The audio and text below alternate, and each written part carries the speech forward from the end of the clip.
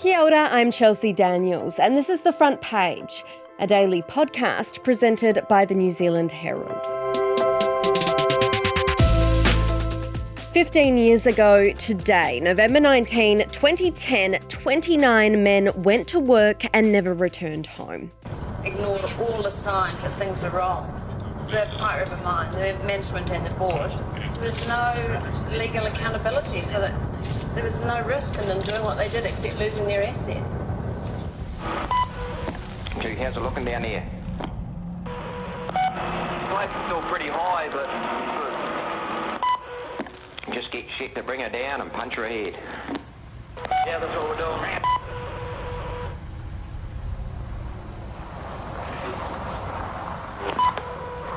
Hello, Milton. Come in, Milton. Was that Malcolm? Oh, sorry, Malcolm. I was actually looking for Milton. He's one of the contractors. Yeah, what's his second name? Negative. I'll just have a look in the contract book. Yeah, I think I know who you mean. Is that the old guy with the moustache? Yeah, he's got a moustache. Yeah, that's the one. He's doing the 4-inch pipe work.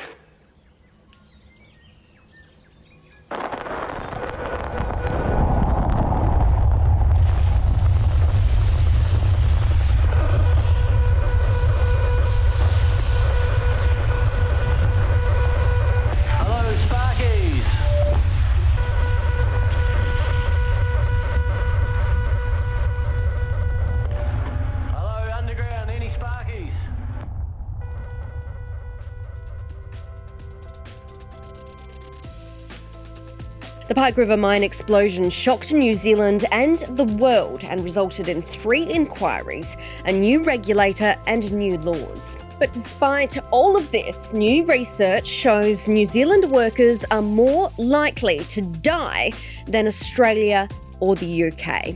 Today on the front page, Victoria University of Wellington Workplace and Health and Safety lecturer Dr. Chris Peace is with us to discuss whether we've learned anything from what happened at Pike River. So Chris, tell me some statistics about workplace safety in New Zealand. How are we going? Not very well is the short answer. If we compare ourselves to other countries and major trading partners, for example, we say that we're killing 4 times more people in New Zealand than in the UK. Now, that's got to be in the context of per 100,000 workers. And we kill twice as many people as Australia, again, per 100,000 workers. We're somewhere around about 25th in the OECD. So Holland, I think, is number 1 in terms of not killing workers. The UK is around number 4, and we're number 25. And so we're not doing very well if we compare ourselves internationally. And that's costing the country somewhere in the order of $5.4 billion per year because of deaths, injuries, rehabilitation, compensation, and so on. So we're talking something that's a big problem. Why? Why are we so bad at it?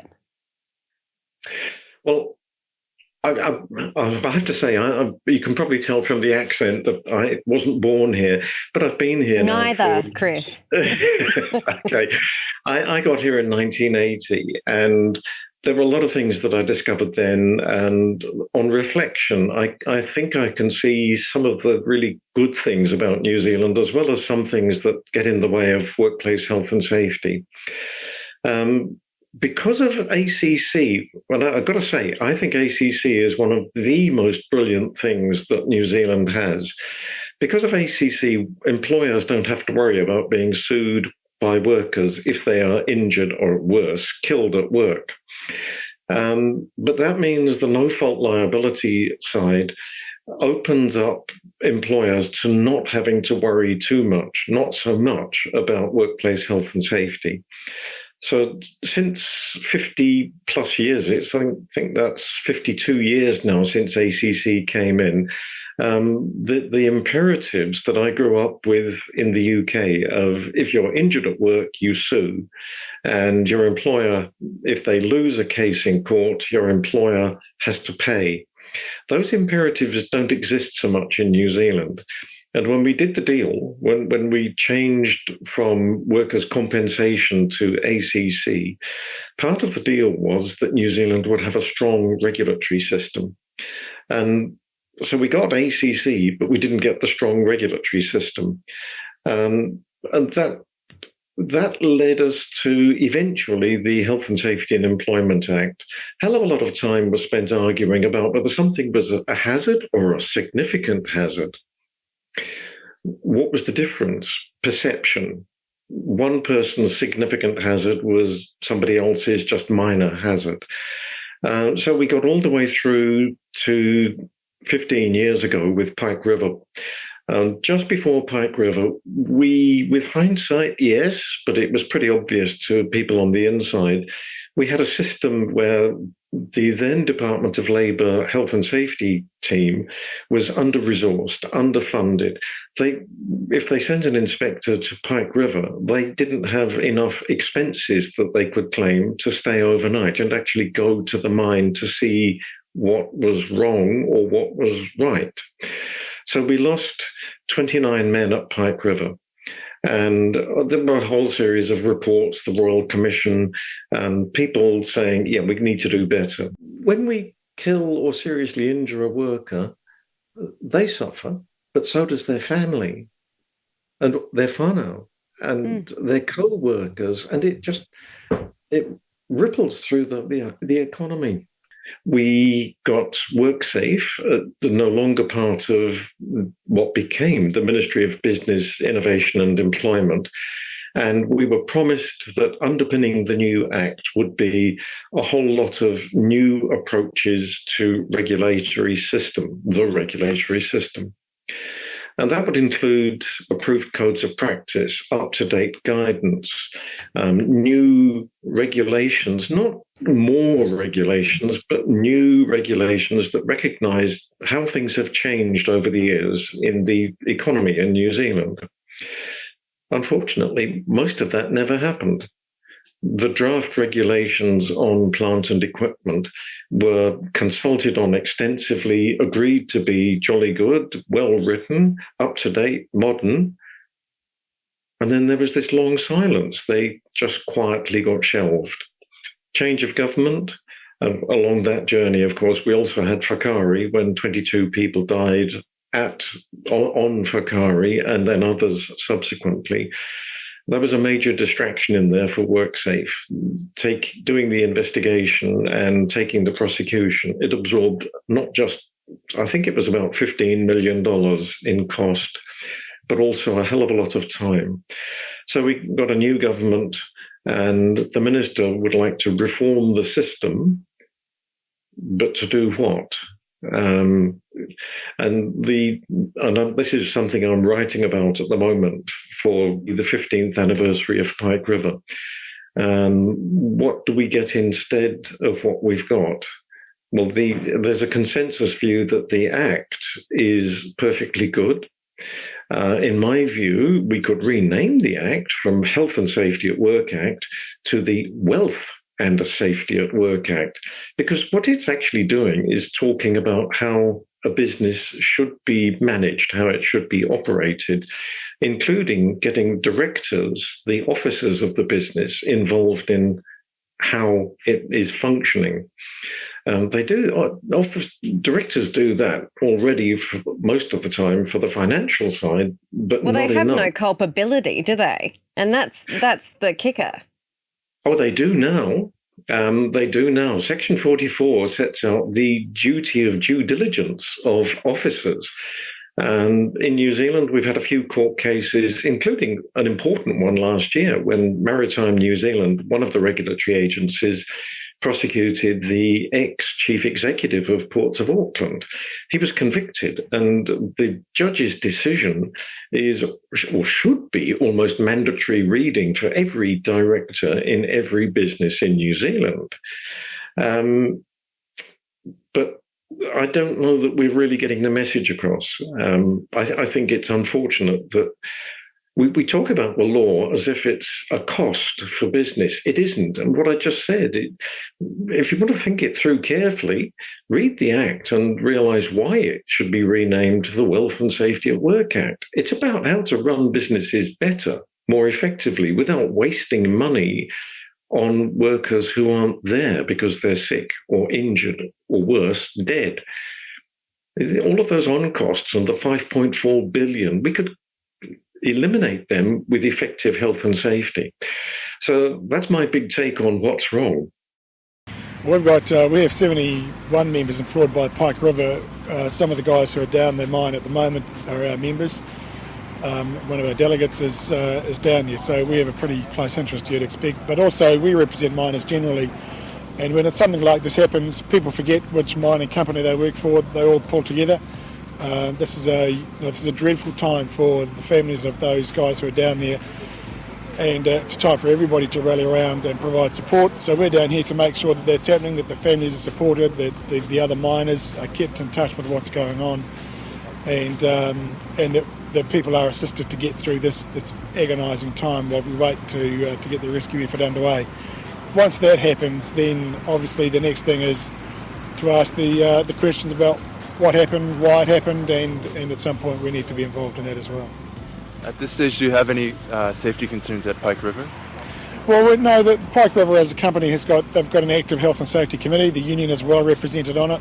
There's been nothing unusual come out of that would alert us to the sort of things that have happened here. So there's nothing unusual about Pike River or this mine that we've been particularly concerned about, which is why I think then when we get through the rescue effort, the questions then need to be asked, what did happen and why did it happen, and if anything could have been done to prevent it. How has this affected the mining community, both here and generally in New? I think, miners, there's a shutter goes up every spine, because the underground miners, they know that every time they go underground, anything like this could happen. It could have happened to them. So they draw together pretty tightly. We've had some amazing messages of support, not just from New Zealand, but from around the world, from mining unions around the world. We've been conveying those messages to our members down here of support, and I think it's that sort of stuff, that solidarity that helps get the mining community and their families through an incident like this. What are the most crucial lessons for New Zealand, and what should we have learned from the Pike River mine disaster now that if we're looking back 15 years on? I think the two big things were it's all very good to wish and hope for less regulatory interventions, but sometimes you really do have to have strong intervention. You really do need to make sure that people understand if they breach the law negligently, even grossly negligently, then the regulatory agency, mostly WorkSafe, will have the power to take them to court. I think we need to increase the fines. I was back in the UK when the British changed fines to unlimited if it went into the Crown Court, a bit like sending the case to the High Court in New Zealand. That put shockwaves through through the British industry. And yes, there have been multi-million-pound fines in Britain, but it's pushed businesses to thinking seriously. So make sure that we've got the right fines and penalties in place, including a charge of manslaughter. And there have been a few people in New Zealand who have grossly negligently allowed the deaths of workers. So we need the deterrence. I think I keep looping back to this, we need to get up, to grow up, and stop thinking of the Health and Safety at Work Act as an impediment to business, to start thinking how important that is for better business. The second thing that we need is directors and officers. In the legislation, an officer is a director the chief executive, or somebody else who's got significant influence in a business. I think a lot of businesses, big businesses, where the directors are now asking questions, have understood what needs to happen. I'm not sure that everybody has really got the message, though. So there's a need to get the message over to all directors. How do we do that? Every year, a director has to tell the company's office that, yes, there's still a director, and yes, these are their contact details. Perfectly simple for a joined-up approach across government for the company's office to send all such directors an email reminding them, and the email is written by WorkSafe, a reminder of their responsibilities under the Health and Safety at Work Act. Every business does a GST return. So it's all of the contact details are known to IRD, and they could also send an email on behalf of WorkSafe. So there's no breach of the Privacy Act here. They could send an email from WorkSafe to all businesses reminding them of their responsibilities. And then there's no excuse. Nobody can say, but I didn't know. You had an email that told you, and the one through IRD could, because the IRD knows the sort of business you're involved in, it could point you in the direction of better, more informed advice on the WorkSafe website. So what else could we cover? What else do we need to do? I think that would, if my wish list, if Father Christmas was a real person and was in the game of delivering my wish list for Christmas, those things would be it. I'm not sure whether the minister is listening. I don't think the minister has read the report that several of us wrote that the Public Health Communications Centre published last week. She said that she hasn't read it.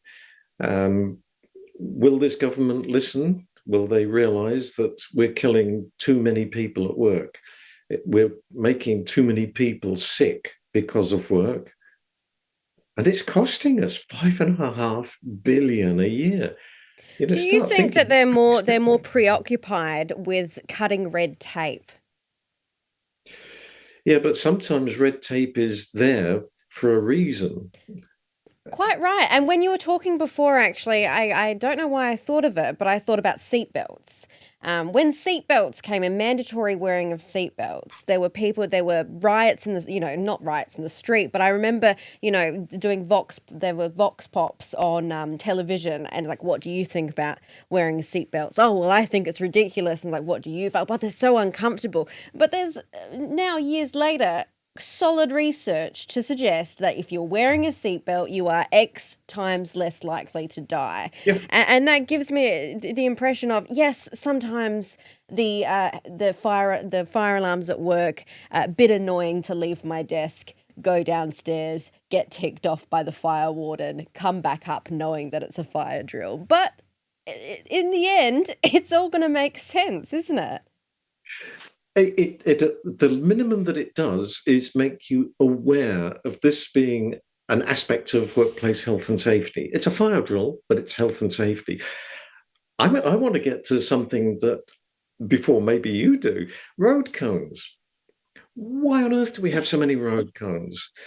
Originally, the idea was that you marked out places that people should not drive. Why wouldn't you want to drive there?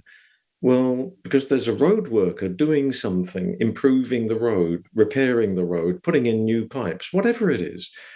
And it's not very nice to run over people who are working on the road. So we divert the traffic round road cones, and sometimes we put somebody with one of those lollipop signs, or better still, traffic lights.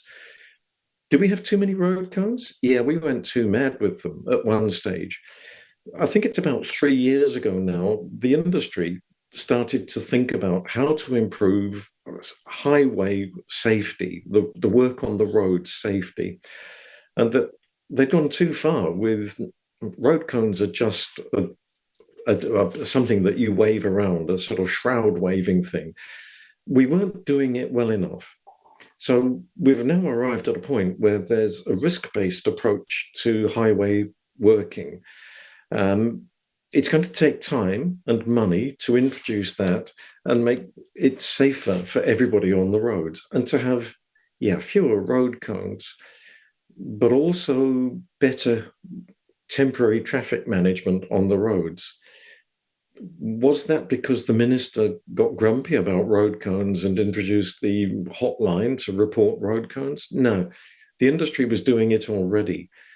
And I think what the minister needs to do is pay attention to that as an object lesson, and how to encourage business to do it itself.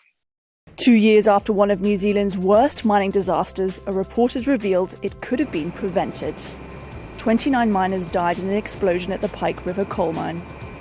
Investigators found there were 21 warnings of excess methane gas in the weeks before it happened that were either not noticed or ignored. The report does not say what sparked the explosion, but suggests it could have been an electrical fault. The miners are thought to have died almost instantly. The bigger picture the investigators described is damning. They say there was a production before safety culture at the mine, an unsuitable ventilation shaft, only one exit, and no planning for a coal mining emergency. And even though the mining company was young and inexperienced, the Department of Labour allowed it to operate without adequate monitoring. Did you have enough staff at Health and Safety? No. Did you ask for more staff? Yes, constantly. The Minister for Labour, Kate Wilkinson, has stepped down. The Department of Labour, for which she was the Minister, could have potentially prevented these men losing their lives. It's possible that if they had done their job better, it's possible that those men might not have died. The Pike River Company has long since gone bankrupt and is not defending itself against 9 labour violations. The former chief executive, Peter Whittle, is pleading not guilty to 12 health and safety violations. And an Australian contractor has been fined for providing a faulty methane detector. The families of those who died have called for the Pike River management to face criminal charges. That's unlikely to happen. But the inquiry has recommended major improvements in workplace safety regulation to prevent similar disasters in the future. Caroline Malone, Al Jazeera. You mentioned before about corporate manslaughter charges. Now, we don't have them here in New Zealand. Both the UK and Australia have added that corporate manslaughter for recklessness causing death at work. What is it, and why should we? Well, you've almost hit the nail on the head there.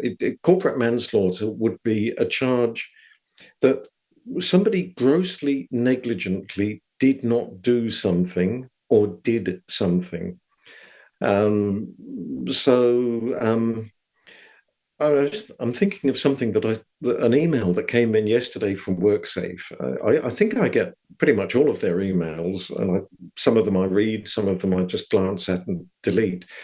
This one was about a case where somebody was delivering building materials to a site with a machine that could lift and take them through. Unfortunately, they lifted too high and hit overhead power lines, and the operator of the plant, the mobile plant, was killed. I don't want to anticipate what the investigation has shown and what WorkSafe would want to do, but if I now generalize from that, if you know that workers are going to be operating machinery in the vicinity of overhead power lines, 11,000 volt power lines, and you don't do things to anticipate the risk of hitting those power lines or simply coming too close to them and the power lines discharging and killing the worker, if you don't anticipate that, when we know it's one of these stupid, everybody knows if they work in the sector that will kill. If you don't anticipate that, in my book, that's gross negligence. And that's language that I grew up on originally in the UK before I came to New Zealand. Simple negligence, no, maybe not a manslaughter charge. Simple negligence where somebody strains their back because they tried to lift something that was too heavy. It's that's one of the biggest costs to the country, musculoskeletal disorders. But gross negligence is relatively rare. It's relatively rare, but an awful lot of the cases that WorkSafe takes, and I've read the district court decisions of probably 200 or 300 out of the 1,000 since the Health and Safety at Work Act came in. And there are a couple of hundred that I think would have been gross negligence, where a manslaughter charge could have been taken. What does it mean in practice if somebody is prosecuted in Australia or the UK? The prosecutor has to prove what I call gross negligence. They have to prove that somebody, there's a lovely old English legal word, that there was a contumacious disregard for the safety of the worker. It was beyond disgraceful. If they convince the court that that's the case, then there could be a prison sentence, or there could be a very large fine for corporate manslaughter. And that would be different from, in the UK, the unlimited fines that exist under the Health and Safety at Work Act, the British Health and Safety at Work Act. Is it needed? I think it is needed here in New Zealand because we have had cases where a corporate manslaughter charge should have been laid but couldn't. There's another bit of legislation that's missing, and that's disqualification of directors. You can disqualify directors in the UK. I'm not sure about Australia, but certainly in the UK, if they have, again, if they, as a director, have done something that caused death or serious injury, disqualify them for 5 years. But again, the prosecutor has to prove to the court that's needed.